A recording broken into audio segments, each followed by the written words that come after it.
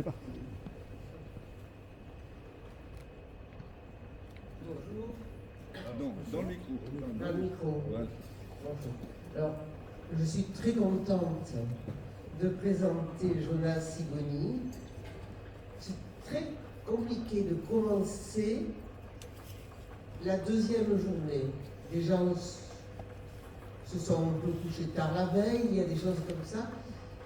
Mais bon, en tout cas, je vais commencer par présenter Jonas en faisant le lien avec la journée d'hier.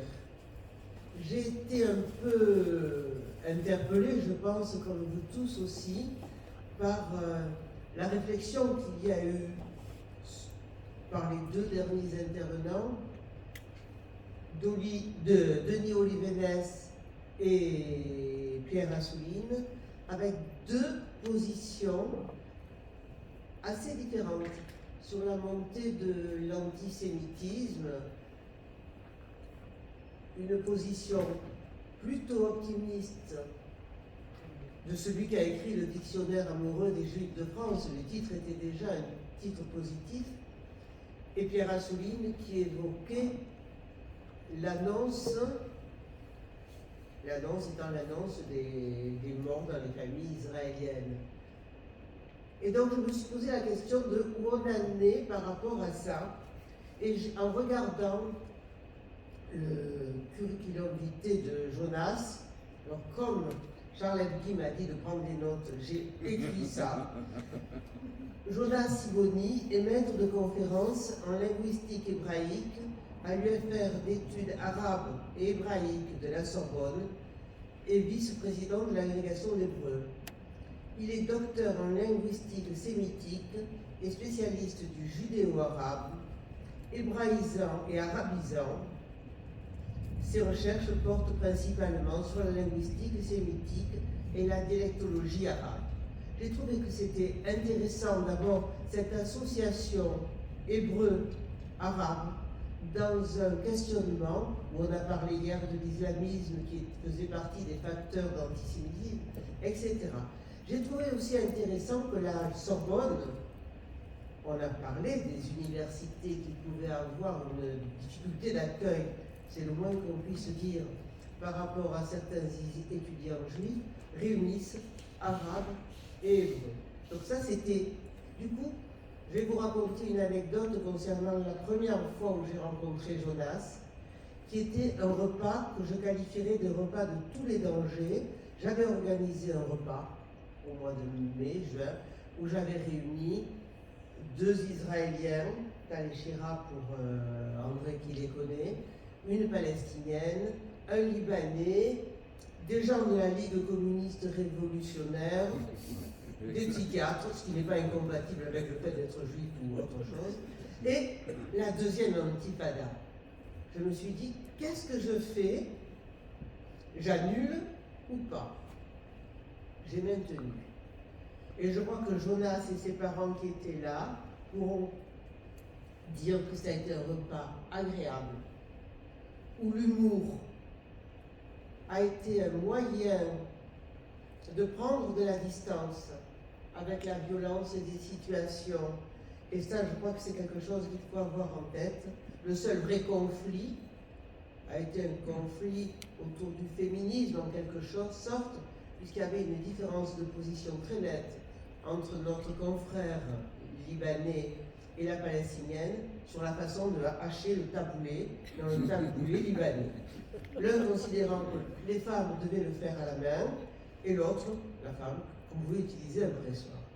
Donc voilà, cette Jonas pour moi est associée à cette idée d'ouverture, et je trouve que dans le monde actuel c'est quelque chose d'important. Alors son livre, j'ai beaucoup aimé. Je ne vais pas en parler trop parce que je pense que Jonas en parlera mieux que moi et que je crois qu'il y a aussi des choses presque techniques que lui seul peut apporter.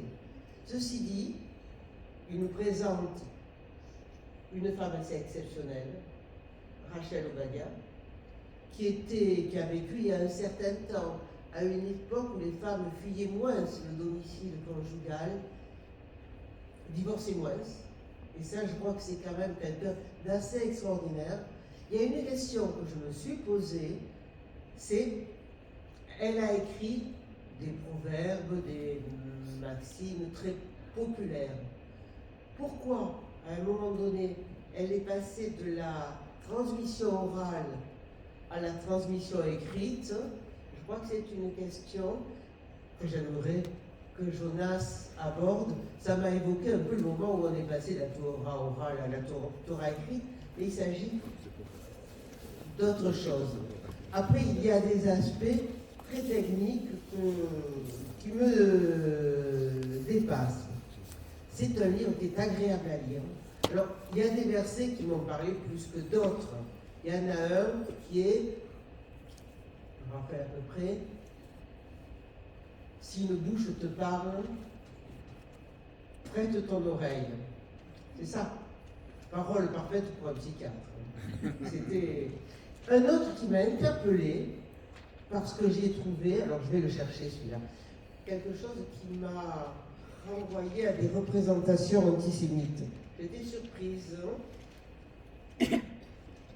L'argent a le pouvoir d'ouvrir la mer et ça fait une référence à la mer Rouge.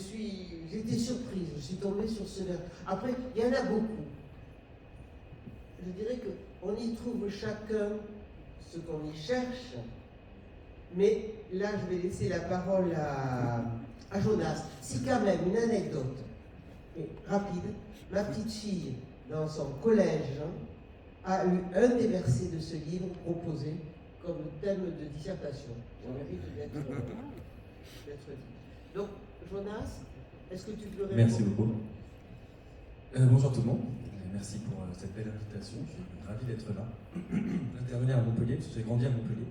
Donc j'en profite pour passer voir mes parents qui sont là. Je vais vous raconter rapidement en fait comment ce projet s'est construit petit à petit. C'est un bébé du Covid. Il y a beaucoup de travaux et je le vois beaucoup, que ce soit autour de moi, le monde universitaire, ou quand je discute avec des artistes, des écrivains. Beaucoup de choses sont nées pendant les confinements. C'est un peu ce qui s'est passé.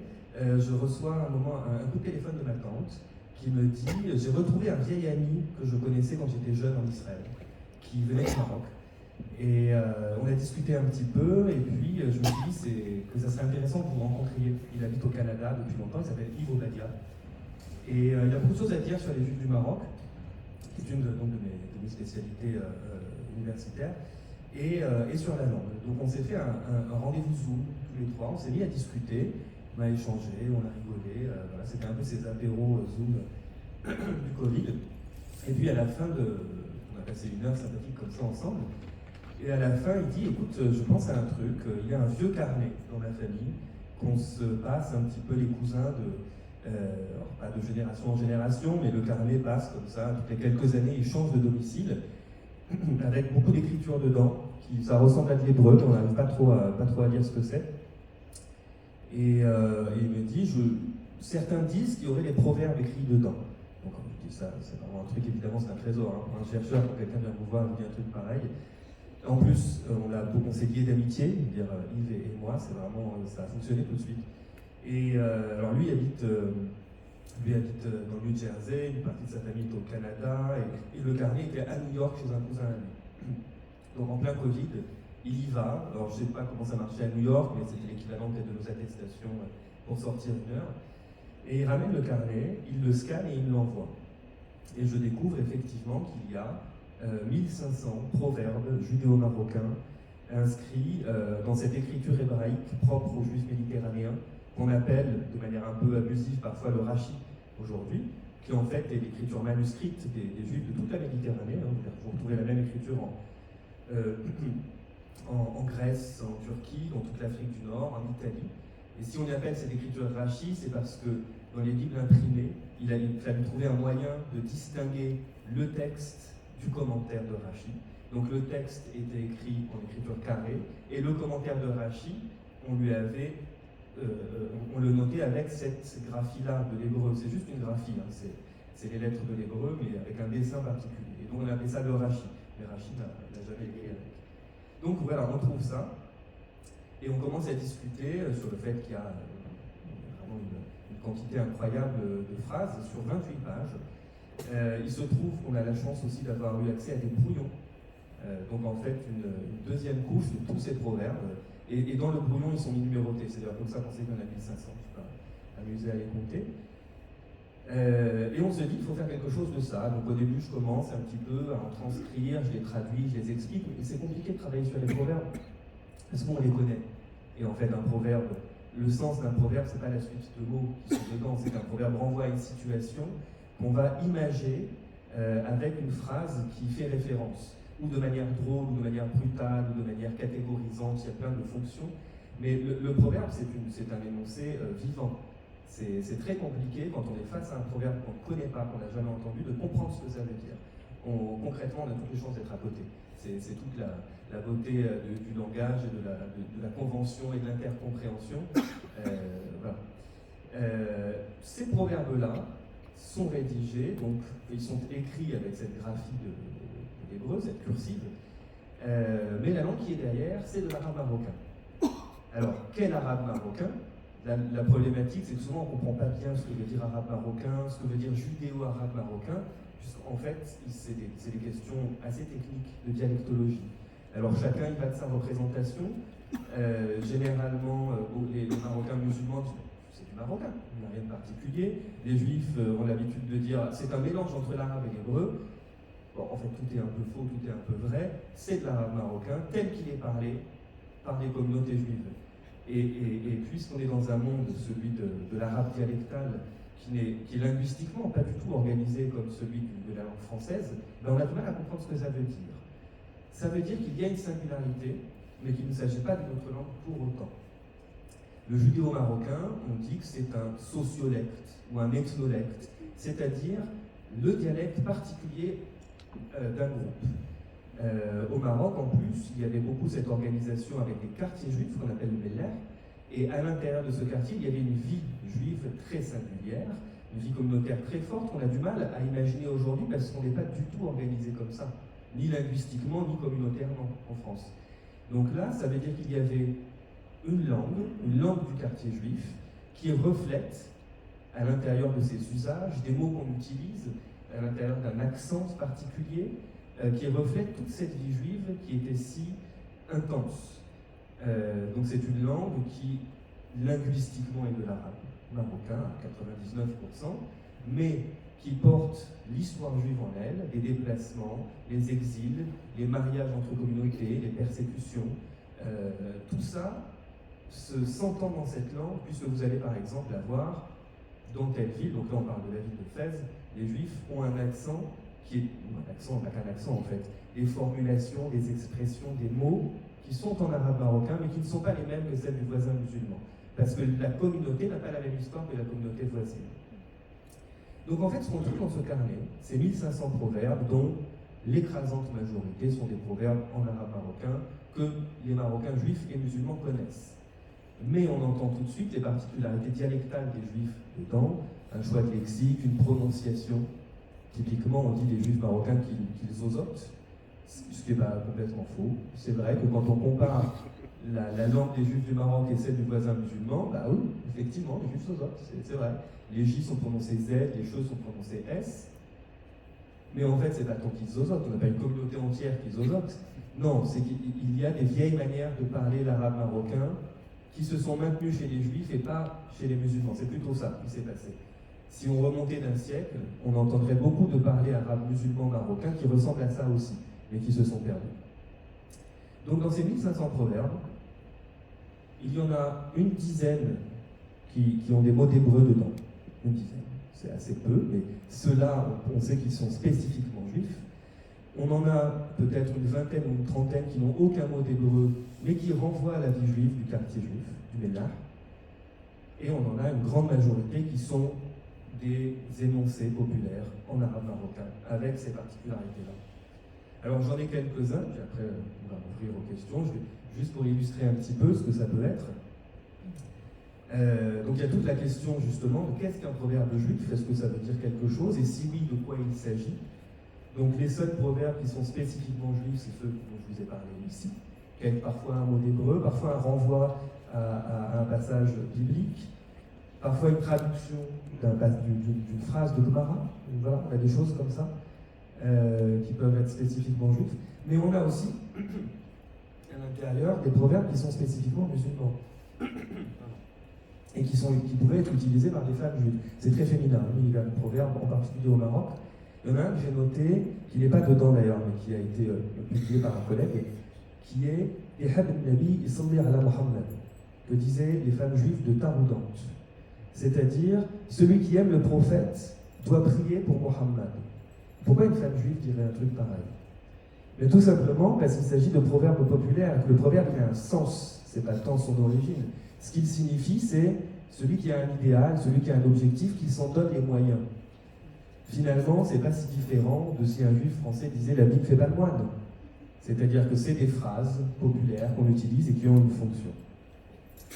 Par contre, on en a d'autres qui ont quelques mots d'hébreu. Je trouve assez drôle. Quand on attend quelqu'un et qu'il n'arrive pas, on dit Twil Bhel el Galout.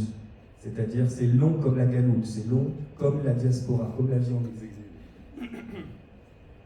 Quand on est agacé par des enfants qui parlent trop dans une réunion familiale, on peut dire le led kul dodras. Les enfants ne sont que dracha, ne sont que dras en arabe marocain, c'est-à-dire un long discours synagogal qui ne s'arrête jamais. Il faut dire que les enfants parlent beaucoup. On a des petites malédictions qui sont très drôles, qui sont particulières, qui font renvoi à la vie juive. On peut traiter quelqu'un de pharaon par Massar. On va dire quelqu'un, pardon, c'est pas très sympa de dire ça, mais on peut le traiter de Titus aussi. Titus qui a détruit le second temple de Jérusalem. Donc on dit de quelqu'un Tétos Arasa, c'est-à-dire Titus Aracha en hébreu. Titus le mauvais, le méchant. Voilà, on a une série comme ça, il y en a une qui est très drôle, qui est Tsardad. On traite quelqu'un de Tisha B'Av. Tsardad. C'est-à-dire catastrophe ambulante, puisque Tisha B'Av, c'est la date connue comme étant la plus triste du calendrier juif, qui renvoie entre autres à la destruction des 2 temples de Jérusalem. Donc on traite quelqu'un de Tsardad. Et ce qui est drôle, c'est qu'on peut le mettre au féminin, Tsardaba. Voilà. On peut dire de quelqu'un qu'il est Titus, on peut dire de lui qu'il est perverti comme Titus, qu'il est titusisé.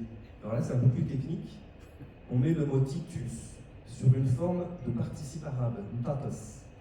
Quelqu'un qui est mtatas, ou au féminin, tatsa, c'est quelqu'un qui est perverti comme l'a été Titus.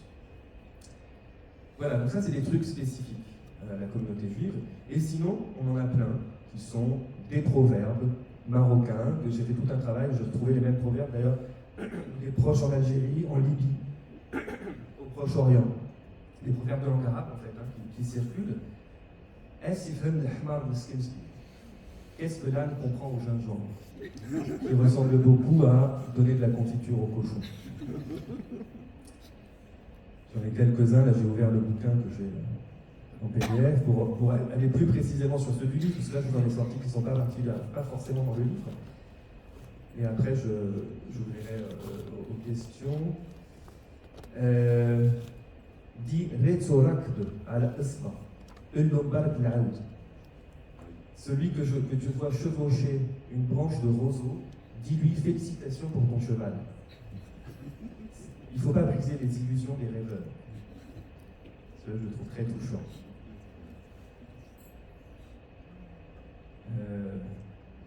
En voilà un autre, c'est drôle. La belle-sœur est une teigne, même si elle a la taille d'un cafard. Ça est drôle sur les relations parfois un peu tendues entre belles-sœurs. Il y en a encore quelques-uns. Celui-là est plus joli, plus mignon. Je suis un prince, tu es un prince toi aussi. Mais alors qui va conduire les ânes?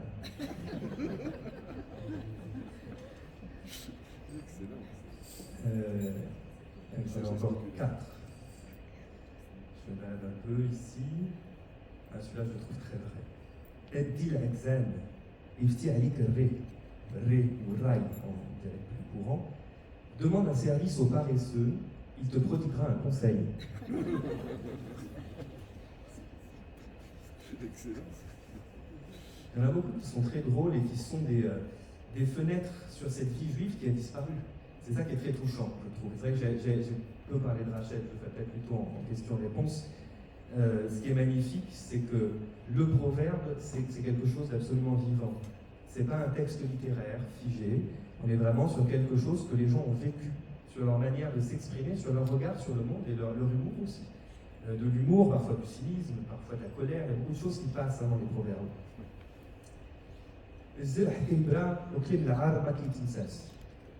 Une blessure, ça guérit, mais des propos offensants, ça ne s'oublie pas. Et plus rude, mais très vrai également.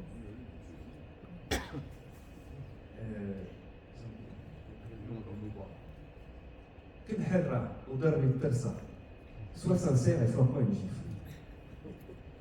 Voilà, quand on sent que quelqu'un, il y a quelque chose qui n'arrive pas à sortir, à un moment pour le secouer, vas-y, arrache le sparadrap d'un bout, ça sera le bon tout le monde. Celui-là est très connu.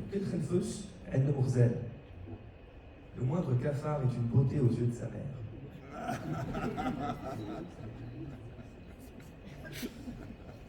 Et il y a un petit dernier, très connu.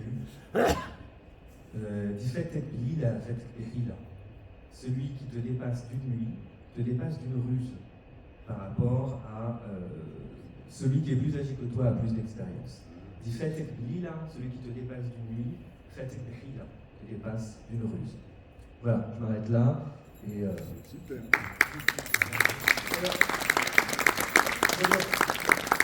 J'avais envie de poser une question. Alors, je n'ai pas répondu à ma question. Qu'est-ce qui a poussé Rachel à faire tout ça? Quand on lit ce livre, on voit cette vie assez extraordinaire. Elle a été mariée de force. Elle a dû aller vivre aux États-Unis. Elle a fugué des États-Unis pour revenir au Maroc. C'est pas simple, c'est pas la porte à côté. Puis elle a rencontré l'amour de sa vie, du coup elle est repartie aux États-Unis.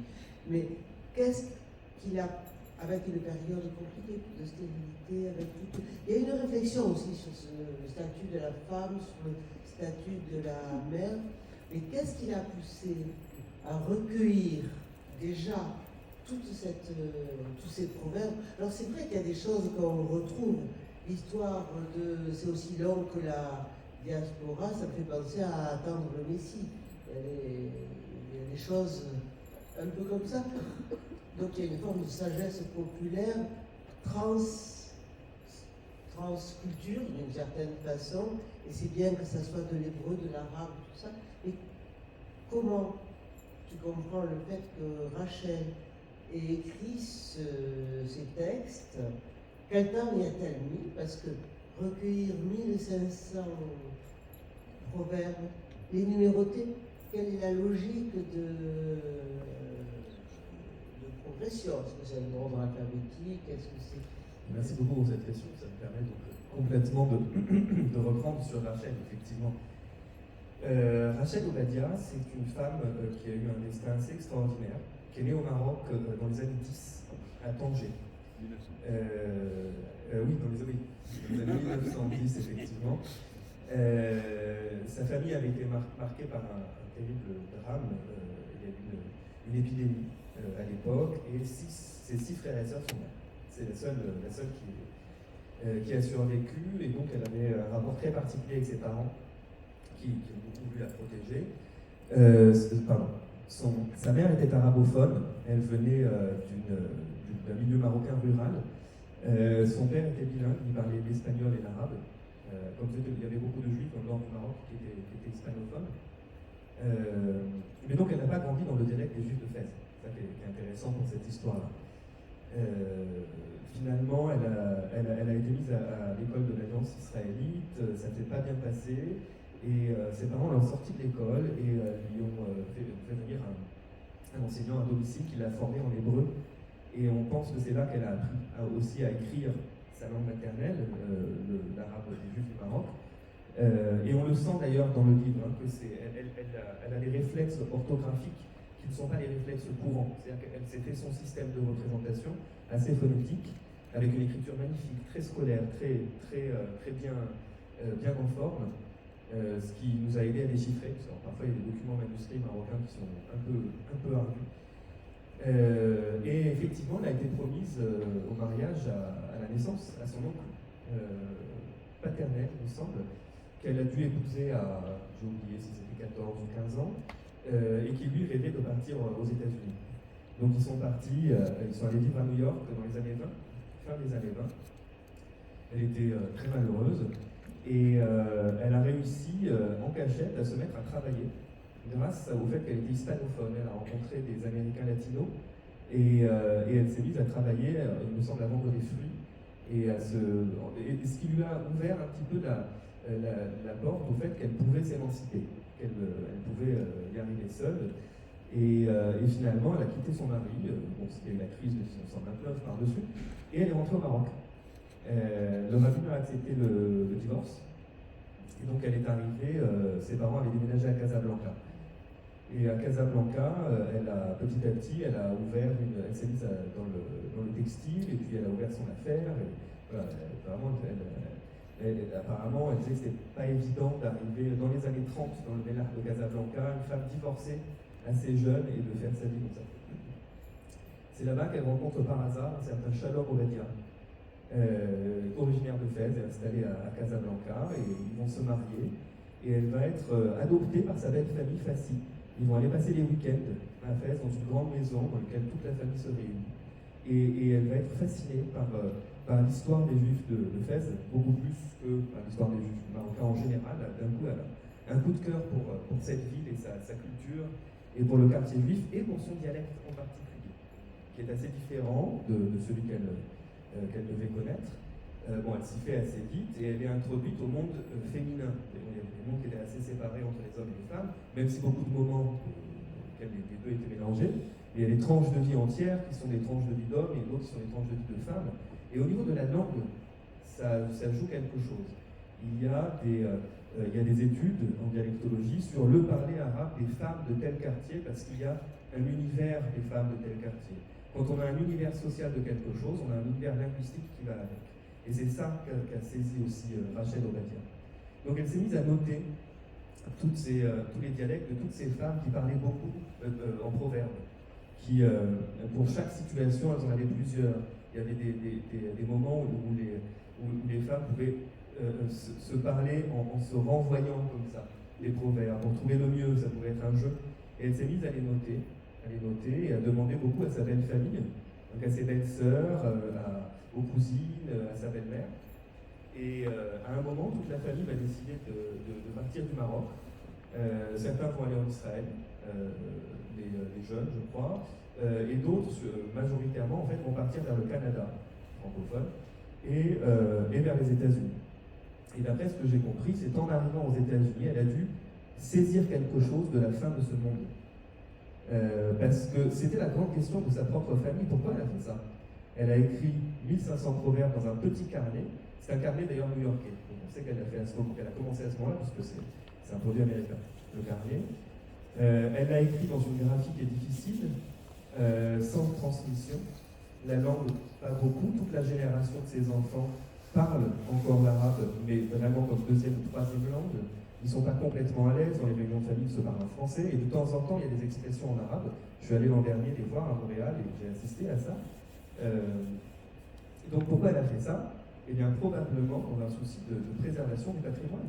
En arrivant aux États-Unis, en voyant toute la communauté juive du Maroc quitter le pays, donc majoritairement pour Israël, mais aussi un petit peu pour la France, un petit peu pour le Canada, et en voyant cette langue, qui était une langue, l'évolution de cette langue qui était parlée depuis, par les Juifs du Maroc, au moins depuis l'arrivée de la langue arabe au Maroc, c'est-à-dire le 8e siècle, et qui en une ou deux générations disparaît complètement.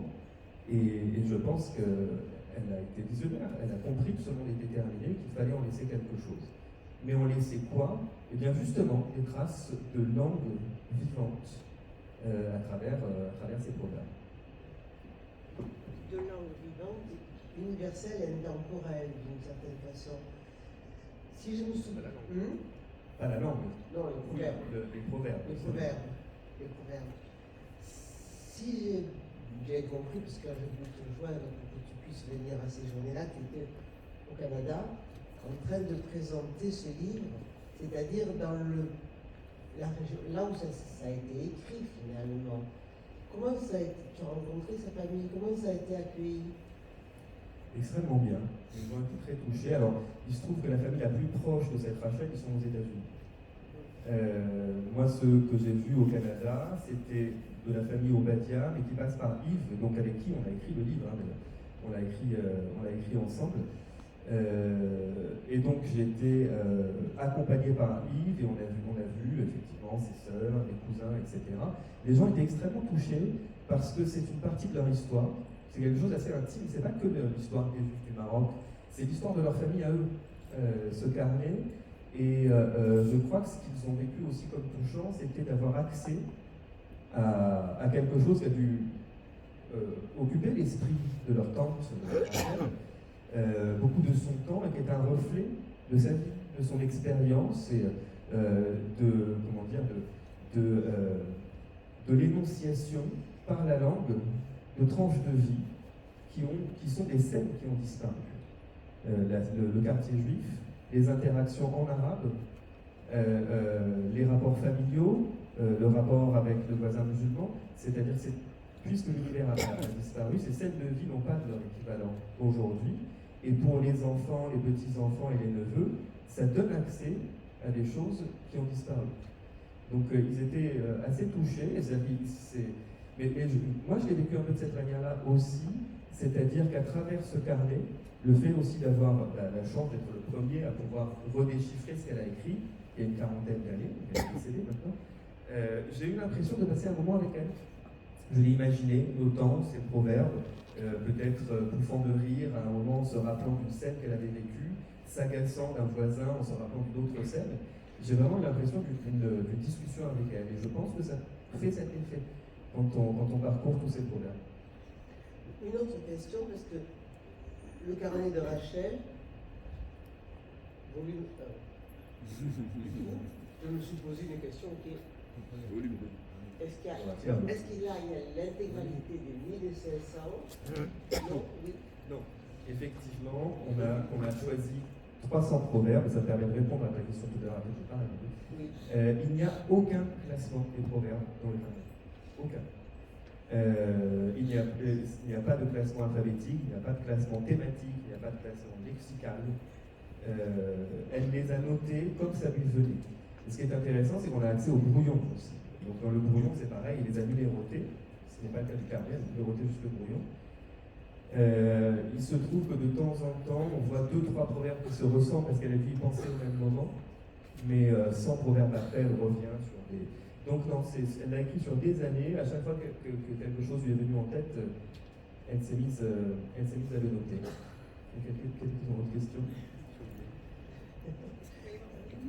Est-ce qu'il va y avoir un volume 2? Donc en fait, on a pris dans l'ordre des proverbes et on en a mis 300 environ sur 1500. On a fait un cinquième. Donc est-ce qu'il va y avoir un volume 2? Très probablement, il faut qu'on se penche dessus. En tout cas, il y a largement le nombre le matériel, en tout cas, pour en faire plusieurs volumes encore. Juste une autre question, et ensuite je vais demander à la salle s'il y a des questions à poser. Tu as dit que tu avais eu des photocopies des carnets. Où sont les originaux? Ils sont où? Est-ce que tu as pu toucher les originaux? C'est plutôt ça ma question. Parce que je me dis que ça va être particulier de les avoir en main. C'est pas pareil que... Alors moi j'ai travaillé avec des scans, effectivement, des scans du carnet et les scans des brouillons, qui sont sur mon ordinateur. Et j'ai vu le carnet pour de vrai pour la première fois après la sortie du livre. Quand je suis allé au Canada, je suis ensuite allé dans le New Jersey voir Yves, le co-auteur du livre. Et c'est lui qui a le carnet actuellement. Une chose qui m'a surpris, c'est qu'en fait il est tout petit, le carnet. Moi j'avais l'impression de visualiser un truc A4. Et en fait, non, c'est un carnet qui doit faire 12 cm, je pense, sur 5-6, donc elle a vraiment écrit en petit dedans.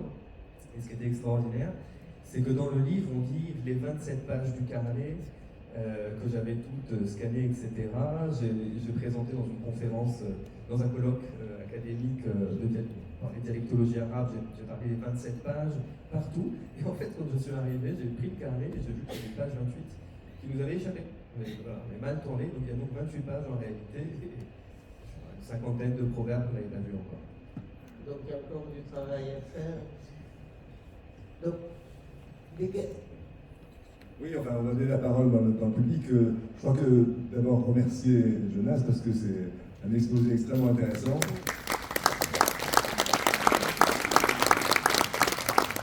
Très en résonance avec le travail qui est présenté ici par nos calligraphes, par Claire et par Saïd. Et je crois que Saïd, qui est marocain comme moi, qui a apprécié dans le texte les mots que vous prononciez, va peut-être nous dire un mot sur la manière dont il reçoit ce témoignage. Je pense que c'est vraiment un trésor qui vient d'être sauvé avec une démarche comme celle-là, parce que les choses se perdent. Et je suis ravi de les réentendre comme je les ai entendus au Moulah de Meknes ou même en ville nouvelle. Les gens passaient et puis parlaient comme ce que vous avez décrit. Et du coup, une question me vient. Est-ce qu'il est possible d'établir une grammaire justement à cette langue? Est-ce que vous pensez qu'il est possible de l'établir? Monsieur, en fait, je vais vous faire une réponse académique tendue. En fait, ça dépend ce qu'on entend par grammaire. C'est-à-dire qu'une langue, elle a une grammaire de toute façon. On écrit quelque chose ou pas. Vous savez, souvent on entend ça, moi j'ai entendu ça sur le yiddish, j'ai entendu ça sur le kabyle, des locuteurs qui vous disent il n'y a pas de grammaire. Mais la grammaire, ça veut dire quoi? La grammaire, c'est la logique, la construction de la langue. Si les gens se comprennent quand ils parlent, c'est qu'il y a une grammaire. Ça veut juste dire ça. Alors maintenant, si ce qu'on entend, c'est est-ce qu'il est possible de créer un manuel où on fait des listes de conjugaisons? Bien sûr, et ça existe. Il existe des manuels très performants sur l'arabe dialectal, sur l'arabe marocain et sur le judéo-marocain. Il en existe aussi. Pas beaucoup, c'est vrai, mais on a par exemple en 2023 ou 2024, je ne sais plus, un collègue de l'université de Haïfa, Joseph Chetrit, qui est un type assez connu, qui est francophone aussi d'ailleurs. Il passe souvent en France faire des conférences et il a écrit il sort un bouquin par an sur les Juifs du Maroc, mais là il a écrit un bouquin qui s'appelle Arabia Dielna, c'est-à-dire d'autres arabes, parce que c'est comme ça que les Juifs appelaient leur dialecte.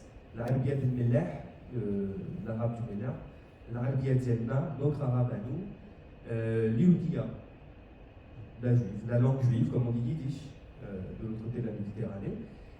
Et dans son Arabia Dielna, c'est pas vraiment une grammaire, c'est un descriptif des différents parlers arabes des Juifs du Maroc. Et il fait d'ailleurs un truc assez extraordinaire. Donc il explique qu'il y a 3 grandes catégories de dialectes juifs au Maroc. Bon, tout ça est assez détaillé. Il met des conjugaisons de verbes, il montre qu'il y a des différences parfois dans la même ville entre le parler juif et le parler musulman, qui peuvent être des choses qui peuvent être très vraiment sur des petits détails de morphologie, de gestion de la syllabe. Par exemple, je ne sais pas, là où les juifs vont dire gils, vont dire assieds-toi, les musulmans diront plus volontiers glis, gils. Donc c'est vraiment des petits détails, mais qui s'entendent quand on est locuteur, qu'on entend tout de suite. Et ce qu'il a fait d'assez extraordinaire, Joseph Chetrit, dans ce dernier bouquin, c'est qu'il a décrit 2 parlers arabes des communautés juives qui n'avaient jamais été décrits. Celui d'Oujda, qui est très particulier parce que la communauté juive d'Oujda parlait, comme les musulmans d'Oujda d'ailleurs, parlait en fait une langue plus proche de l'arabe algérien que de l'arabe marocain. Et pour le judéo-arabe, c'est très net, hein, il y a des trucs à Oujda qui n'existent qu'à Oujda. Et il a décrit aussi le parler judéo-arabe des juifs de Tanger, qui a disparu au XVIIIe, XIXe siècle, qui a été mangé petit à petit par l'espagnol. Et alors, comment il a fait pour décrire une langue disparue depuis 1 ou 2 siècles? Eh bien, il est allé voir dans les écrits en dialecte, en arabe dialectal des juifs. Donc, on a beaucoup de poésie et quelques textes, et à partir de ça, il comprend les logiques d'écriture, de notation, ce que ça peut vouloir dire sur le type qui est écrit, et il devine des prononciations, etc. Et ce qui est intéressant, c'est que c'est exactement ce qu'on a fait pour Rachel. Rachel, on n'a jamais entendu prononcer ces proverbes, puisqu'elle est décédée à la fin des années 80. Alors on a demandé à des fastis, à d'autres personnes des quartiers juifs, mais en fait, pour écrire cette translittération savante qu'on a mis au point, essentiellement, on a passé des heures et des heures sur les bizarreries orthographiques. Et à travers des choix orthographiques étonnants, on comprend ce qu'elle prononce. Et à partir de ça, on reconstruit. Et après, on allait faire vérifier avec une cousine qui est également originaire de Fès et qui nous les a prononcées. Voilà, on a pu confirmer beaucoup de choses. Merci. D'autres questions? Oui.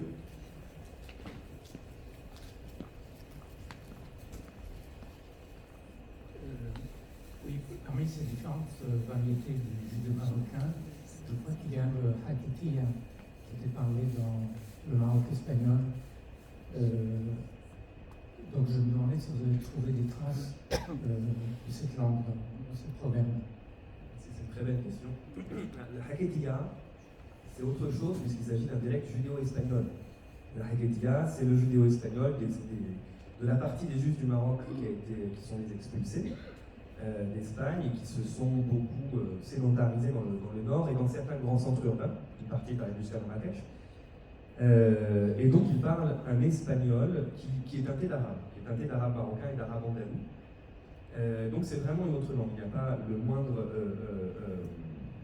la haketia s'est perdue à Fès assez vite en fait, elle a vécu du 15e au 17e siècle et après on voit dans les actes rabbiniques en fait que tout le monde est arabophone.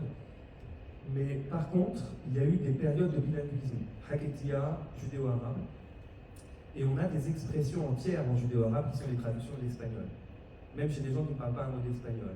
Par exemple, quand on dit mrirbes, pour dire à quelqu'un que tu sois épargné du mal, c'est fueras mal. Voilà, il y a des phrases entières. Quand on dit iqdolkoun en judéo-arabe, c'est bizarre en arabe. Ça sonne étonnant, pour dire ça peut exister, c'est poeser. Voilà, donc ça on identifie des calques, mais les locuteurs n'en sont même pas conscients. C'est parce qu'ils ont des grands-parents, des arrière-grands-parents qui étaient bilingues et qu'on traduit d'une langue à l'autre. Et c'est vrai en haketia, il y a plein de phrases qui sont en arabe traduites en espagnol. J'ai un proverbe qui est bilingue, un seul en tête, c'est edpen edkejo, c'est-à-dire c'est-à-dire moitié, une hauteur de pain, ou edkejo, et une hauteur ou une moitié de fromage, pour dire il faut bien répartir les choses. Donc ça c'est bilingue. Il y en a quelques-uns comme ça, mais c'est quand même très très rare. Il y avait une autre question là-bas. Oui.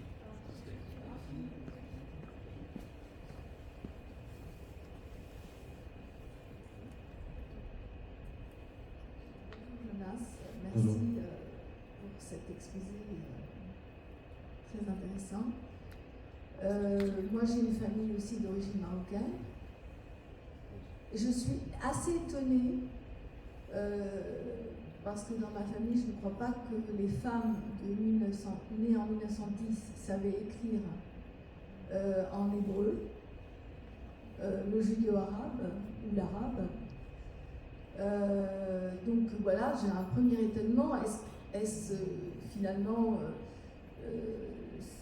Rachel qui sort de l'ordinaire ou est-ce que c'est ma famille? C'est la première option. C'est une question que je te pose. Et l'autre chose, c'est que moi-même, j'ai fait un carnet. J'ai fait un carnet des expressions de ma mère, qui est née en 1931, qui est décédée là maintenant, et qui a vécu au Maroc, et qui ne savait pas bien parler arabe. Et elle avait plein d'expressions, qui étaient des expressions, j'avais l'impression qu'elle les inventait totalement, parce que c'était un mix d'arabe, de français, d'espagnol, je ne sais quoi, des expressions qui... j'ai jamais entendu ces expressions dans la bouche de personne d'autre. Et quand, à un moment donné, j'ai pris conscience que peut-être c'était quelque chose qui avait peut-être de la valeur, ou bien quelque chose qu'elle inventait elle-même, je ne sais pas, parce que j'ai pu demander à des jeunes arabes, quand je travaille dans des lycées ou collèges, de leur demander effectivement ce que ça voulait dire, ils ne comprenaient rien du tout. Donc je me suis dit, ma mère inventait des proverbes, inventait des mots. Enfin, j'ai toujours pensé que ma mère inventait des mots et des proverbes. Mais ouais, c'était un mixte entre l'espagnol, le français, l'arabe, je ne sais pas, c'était un mélange et moi je comprenais ce que ça voulait dire. Donc j'ai un petit carnet comme ça chez moi que j'ai gardé effectivement des expressions de ma mère. Je ne sais pas si c'est les expressions de ma mère ou si c'est des expressions qui existent qu'elle a mis à son niveau langagier, puisqu'elle parlait très mal l'arabe. Alors, en fait, il y a plusieurs choses. Sur l'alphabétisation des femmes au Maroc, des femmes juives au début du XXe siècle, effectivement, c'est pas si commun que ça. L'alphabétisation formée en hébreu et en judéo-arabe, s'il y avait l'alliance française, l'alliance israélite, etc. Donc ça, c'est un peu autre chose. Non, le parcours de Rachel est très particulier là-dessus. S'explique probablement par le fait qu'elle avait perdu tous ses frères et sœurs et que ses parents ont engagé avec elle une formation scolaire et c'était pas si commun, effectivement. L'alliance israélite, petit à petit, a formé après des générations, mais là, c'est le tout début du protectorat français sur le Maroc. C'est effectivement, par rapport à ce que tu disais, est-ce que c'est ma mère, ou est-ce que c'est ma famille, ou est-ce que c'est... Non, c'est vrai que c'est des singuliers chez Rachel. Maintenant, sur les expressions dont tu parles, et le fait de les confronter à des locuteurs de l'arabe marocain aujourd'hui, c'est très classique qu'ils ne comprennent pas, parce qu'il y a eu au Maroc une forme d'uniformisation linguistique qui est assez forte, à laquelle on donne un nom, ce qu'on appelle le Delija au Maroc, c'est l'arabe marocain standard, qui s'est beaucoup uniformisé, et on a perdu énormément de nuances dialectales qui existaient, et les juifs, les parlers arabes des communautés juives, étaient une forme de mémoire, de vieille manière de parler l'arabe marocain. Tout à l'heure, Saïd parlait de Meknes. Meknes est une ville connue, avec Fès, pour faire partie des rares villes aussi qui, même en dehors du quartier juif, ont gardé un peu ces manières de parler. D'ailleurs, dans tout le Maroc, il y a des blagues sur Fès et Meknes sur le fait qu'ils osotent, comme les juifs, mais en fait, c'est ni spécifique à Fès et Meknes, ni aux juifs. C'est des vieilles manières de parler l'arabe marocain. Si vous rencontrez un Marocain musulman ou un Algérien musulman un peu âgé, il comprendra peut-être ces expressions. C'est plus une histoire de génération et d'état de l'arabe marocain aujourd'hui. La Delija est une langue magnifique, mais effectivement qui s'est pas mal éloignée de ces vieilles manières de parler l'arabe. Donc à mon avis, ce n'est pas des inventions, c'est premièrement des vieilles manières de parler l'arabe, que les jeunes ne comprennent plus, et en plus le reflet d'un monde dans lequel effectivement il y a plus de contact linguistique avec les langues romanes, avec le français et l'espagnol qu'aujourd'hui, et puis certains trucs particuliers à la communauté juive. Concrètement, souvent, les gens qui entendent un peu des proverbes dans leur famille et qui vont essayer de les redonner ou des phrases à un musulman marocain ou un musulman algérien, en plus c'est des phrases très typiques des juifs. Donc si vous leur dites Na'ad Bibas ou ne psychopadaralik, les gens a priori Na'ad Bibas, ils comprennent ce que vous avez dit, ils trouvent ça un peu bizarre. Mais sauf qu'en fait ça fait référence à Kippour, Na'ad Bibas. Ça veut dire je porterai tes mots, ça veut dire je vais être ta capara, c'est moi qui vais prendre. Le cycle palaralique, c'est pareil. Donc, un musulman marocain, il comprend ce que vous avez dit, mais il ne comprend pas ce que ça veut dire. Et ça renvoie exactement à ce qu'on disait sur les proverbes. Un proverbe, c'est pas une suite de mots, c'est une scène, c'est un renvoi culturel. Et d'ailleurs, ce que tu disais, que toi tu comprenais sur le moment la formule, ben c'est ça, c'est que tu comprends la scène en fait, que tu connais ta mère et tu sais ce qu'elle exprime à ce moment-là. Mais quelqu'un qui ne connaît rien à ton univers familial ou communautaire ou culturel, il a beau parler la même langue, il ne comprendra pas ce que tu lui as dit. Merci infiniment. On pourrait écouter vraiment très longtemps, mais on a un programme qui est assez serré. Le carnet de Rachel est à votre disposition dans notre salle. Je demande une dédicace personnelle. Et puis, on va passer à la deuxième partie de notre matinée. Et cette fois, on va changer de registre. On va philosopher, on va passer les séparats et l'Ashkénaze. Et on va appeler notre ami Gilanus et Ghislaine Lévy pour nous présenter cet hommage à Emmanuel Levinas que nous avons voulu organiser ce matin.